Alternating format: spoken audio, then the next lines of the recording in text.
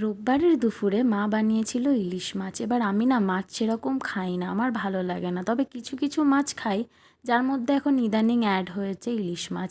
এবার মা মাছটা দুরকমভাবে বানাবে, একটা ভাপা আর একটা এমনি ঝোল।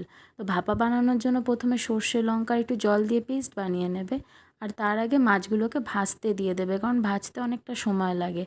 তারপর বাকি মাছগুলোর মধ্যে মা করে রাখা পেস্ট, একটু পরিমাণ মতো জল, হলুদ, লবণ আর তেল দিয়ে ওটাকে ভাপাতে বসিয়ে দিয়েছিল। অন্যদিকে আমাদের যখন মাছটা ভাজা হয়ে গেছে, মা বেগুন ভেজে লঙ্কাগুলো চিড়ে নিয়েছিল। তারপর তেল গরম হওয়ার পর ওর মধ্যে কালো জিরে আর লঙ্কার ফোড়ন দিয়ে দিয়েছিল। অন্যদিকে না আমাদের মাছ একদম রেডি, খালি নামানোর আগে একটু সর্ষের তেল গন্ধের জন্য দিয়ে দিতে হবে, ব্যাস। তারপর কড়াইতে জল, হলুদ, নুন দিয়ে কিছুক্ষণ ফুটিয়ে বেগুনগুলোকে দিয়ে আরও কিছুক্ষণ ফুটলে তারপর মাছগুলোকে দিয়ে ফুটিয়ে নামিয়ে নিলেই তৈরি।